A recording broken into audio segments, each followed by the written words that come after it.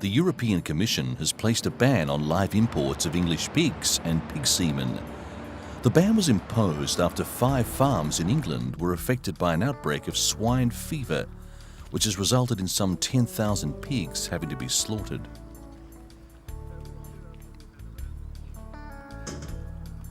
An investigation into the outbreak has ascertained that 4 farms are linked to the 5th, which supplied piglets to the others.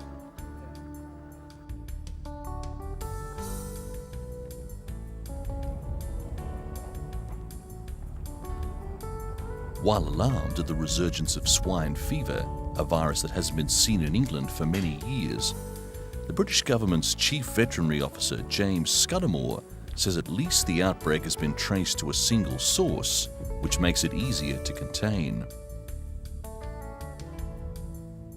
He says they visited all the farms, have got them under restriction, and have taken samples from them.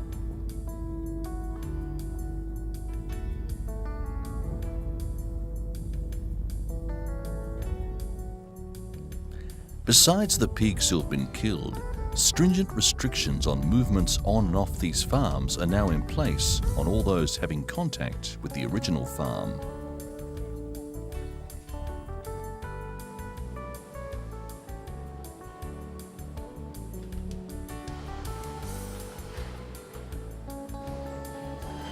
These farms will have to undergo a major cleanup and disinfection program under strict rules before pigs are able to be kept there again.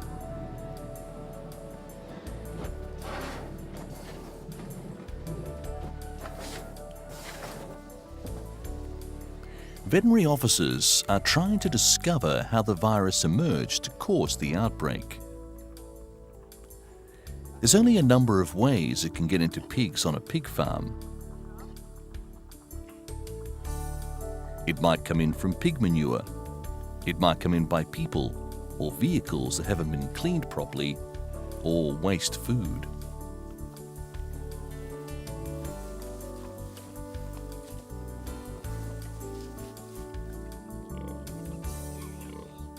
Officials stress that only pigs can be affected by swine fever, and there's no danger of it entering the food chain to harm humans.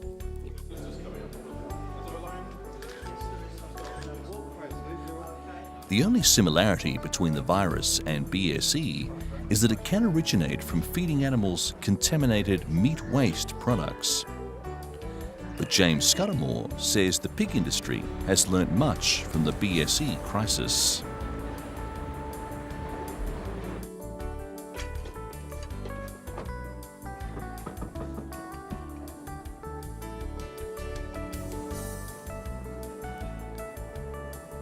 One of the major differences from BSE is that veterinarians know what causes swine fever. They know it's a virus, and they know that it's killed by heating. All the information gathered and measures taken in England will be presented to a conference in Brussels, who will then decide whether Britain has to take any further measures before the ban is lifted.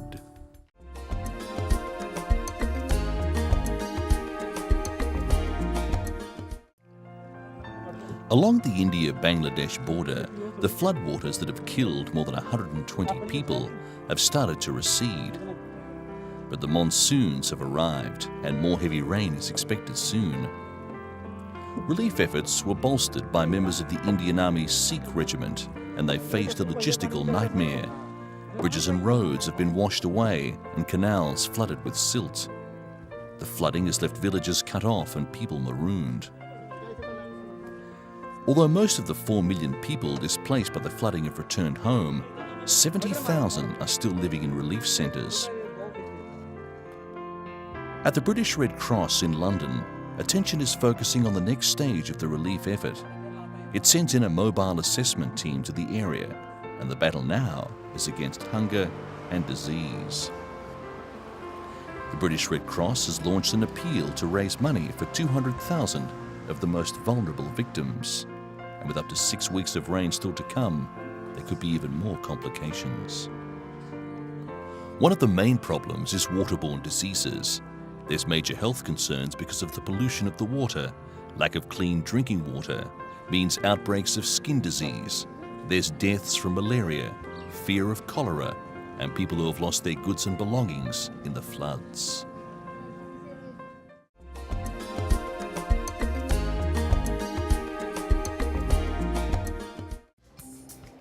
This is the British Organic Food and Wine Festival. It is an explosion of organic food products that is growing at a rate of 40% a year in sales. British consumers are turning in droves to organic food. The buying market, worried by food hygiene scares and fears over genetically modified products, has left shops and supermarkets struggling to keep up with demand. In just a few short years, this industry has become a multi-million-pound business. Everything from food and wine to natural clothing is on offer here, to a population becoming increasingly discriminating about what it eats, and more health conscious too. Those behind the Organic Food and Wine Festival say people are starting to question pesticides that are coming into our bodies. They think they're retaining that pesticide and it's affecting our health. On offer from this company, specialising in hemp food products, was the UK's first organic dairy and lactose-free hemp ice cream. Made out of crushed organic seeds, it's high in protein and low in saturated fats, a healthy alternative to the real thing. And experts in, of all things, compost wiggly wigglers, help consumers get the most out of their organic food with their special compost bin. 8,000 worms per bin get through half their body weight in waste a day, producing compost and plant food by eating their way through some very unusual foods. Despite the range of goods on offer here, the UK still imports 70% of its organic produce. Supermarket chains like Tesco are under intense pressure to respond to consumer demand for all things organic.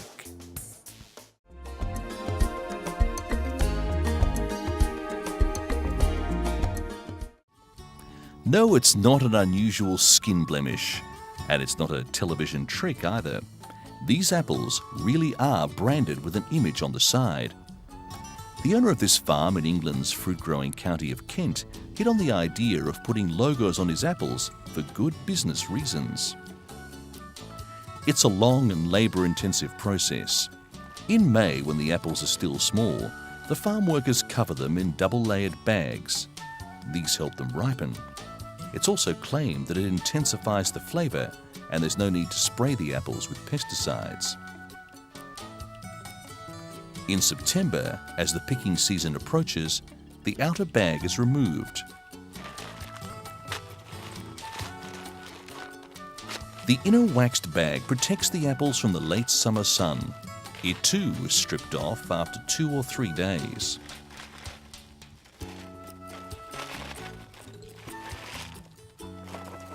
At this point, logo-bearing stencils are rubbed on the apples and left while they ripen off. The farmer hopes this eye-catching idea will popularise English apples.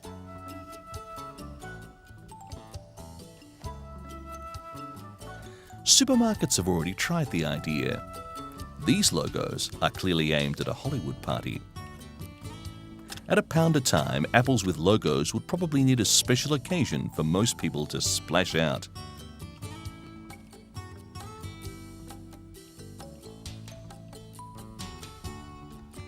The white sheets on the ground reflect sunlight, helping the apples ripen.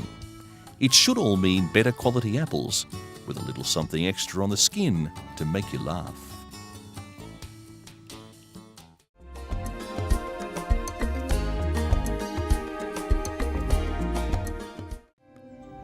The Norfolk Broads are an age-old network of inland waterways in eastern England.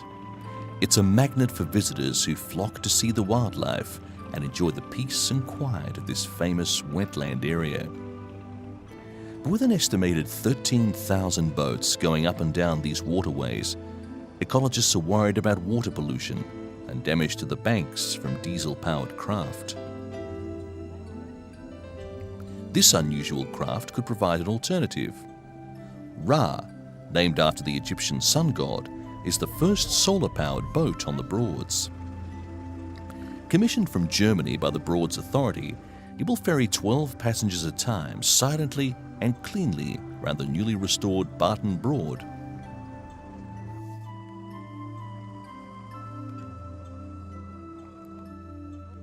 Solar panels linked together on the roof provide the fuel to power the craft. The catamaran design reduces wash and therefore damage to the banks to a minimum. The designers say it is a marriage of science and aesthetics.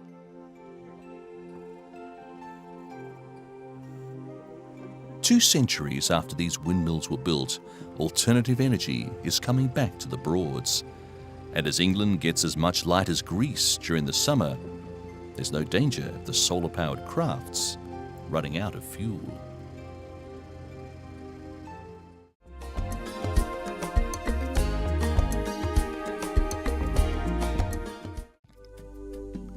It's more than 150 years since the osprey stopped breeding in England.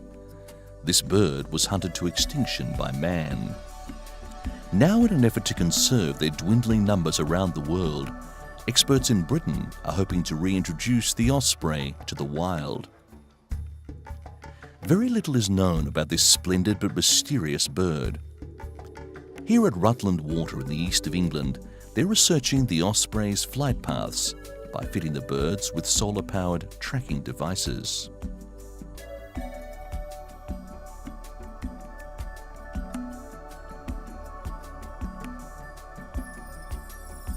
Before attaching the tracking device, the ospreys, all raised in captivity, are carefully taken down from the release platforms just prior to migration.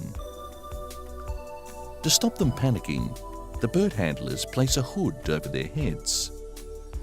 The solar tracker, which comes in the form of a small harness, is then put over their wings and onto their backs before being sewn into their feathers.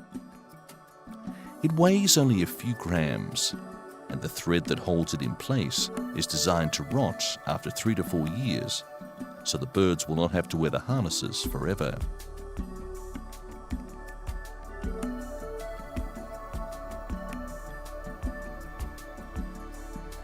Their movements can be tracked day and night, monitored through computers and the internet. Experts also know that the birds which leave Britain do return eventually. They follow different flight paths across the world, navigate at night, and fly across oceans and deserts, stopping off along the way at safe nature reserves. But getting them to go in the first place can sometimes be a bit tedious. The birds are often cautious about taking off after living in captivity. Altogether, 10 ospreys from Scotland and England will be tracked on their transcontinental migration.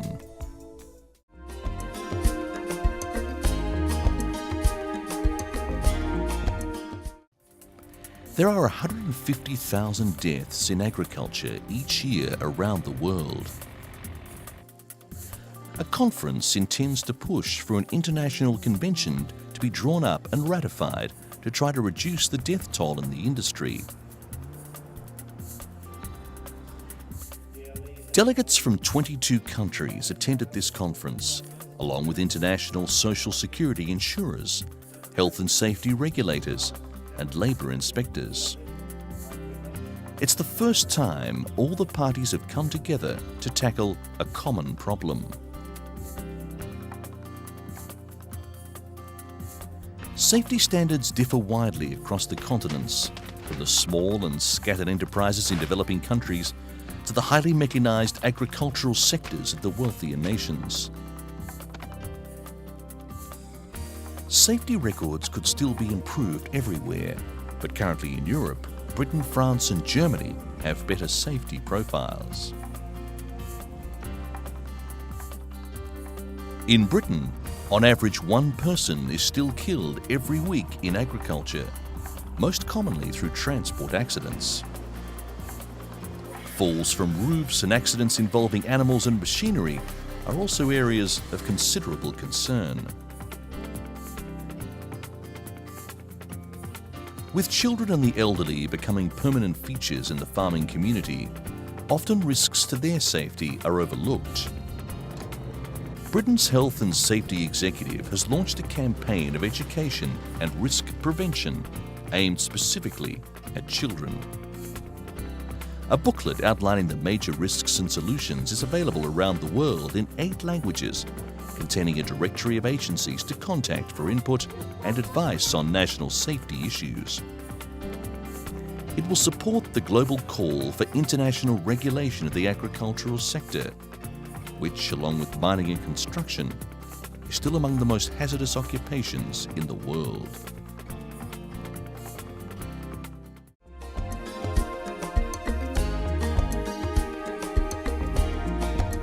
Visitors to this Royal Botanical Gardens at Kew had to keep their eyes peeled. Hidden among the plants are some cunningly concealed artworks. They're the work of Dale Chihuly, an American artist in glass. While some of the works blend into the background, other more monumental works dominate the interior of the famous glasshouses with their intricate shapes and vibrant colours. It was when Kew staff saw some of Chihuly's work in gardens in Chicago that the idea for this exhibition was born. Chihuly himself had long before fallen for the beauty of Kew's glass architecture, as well as its unique array of plants and trees. This was the first time that Kew had commissioned sculpture on this scale to be placed throughout the gardens. But it doesn't mean the Botanical Gardens are turning themselves into a sculpture park.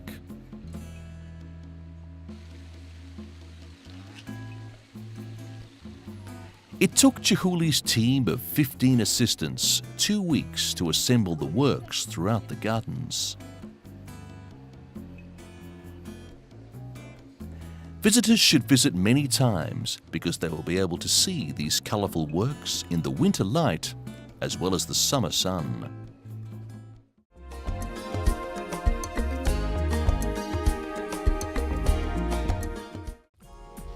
Inequality between men and women, reinforced by social stereotyping, is limiting the development of individuals and families and holding back the development of whole countries. This is the warning from a report by the United Nations Population Fund, the agency which monitors the world's population and the development issues that affect it. The agency's executive director, Dr. Nafis Sadik, told journalists at the launch of this report that inequality in power between men and women was boosting unwanted pregnancies, maternal deaths, and sexually transmitted diseases like AIDS. She says everything stems from the basic assumption that the role of a woman is to produce children and not make decisions. One such issue is the provision of family planning to cut the estimated 18 million unwanted pregnancies that occur each year. While criticising severe underfunding for these programs by donor countries, the UNFPA wants men and women to change their attitudes to gender, the attitudes that underpin inequality and its attendant violence against women. While education does not necessarily change men's behaviour, the UNFPA says women's education is vital to give them more control over their lives. Tackling deep-seated social and cultural practices is difficult and by its nature controversial. The UNFPA believes little progress will be made unless men and women in all countries are encouraged to confront this deepest of stereotypes.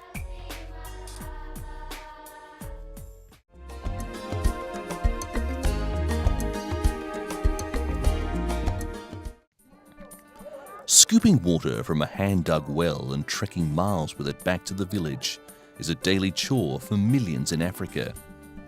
Yet clean water is often to be found only a few meters underground. The problem is getting the water out. Drilling a well can cost up to £10,000.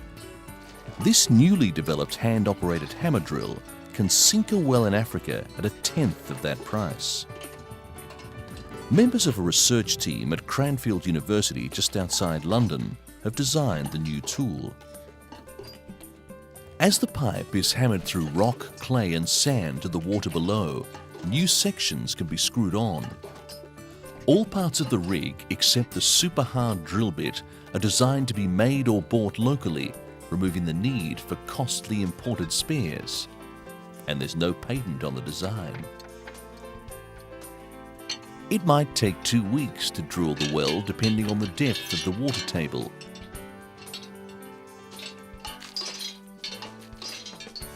Then a simple hand pump like this can be fitted to provide a permanent water supply to the village.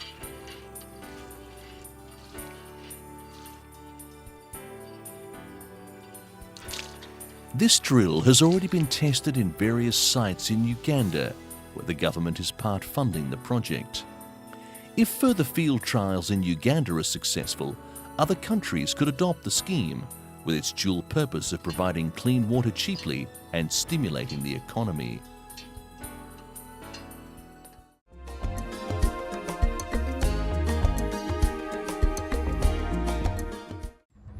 An ordinary bank in an ordinary British street. Inside, Senior Customer Services Manager Debbie Brooks chats to staff. It's all a long way from this, a remote forest in New South Wales, Australia. Yet Debbie is just one of hundreds of volunteers engaged in the Investing in Nature project. When launching the scheme, HSBC Chairman Sir John Bond said companies as well as individuals had a responsibility for the stewardship of the planet. An example of some of their work is examining turtles on a beach in Costa Rica. Investing in nature will protect plants and animals from extinction, and it will also enable volunteers to take an active part in conservation, much like these young people darting, tagging and releasing mountain lions in the rugged wilds of North America.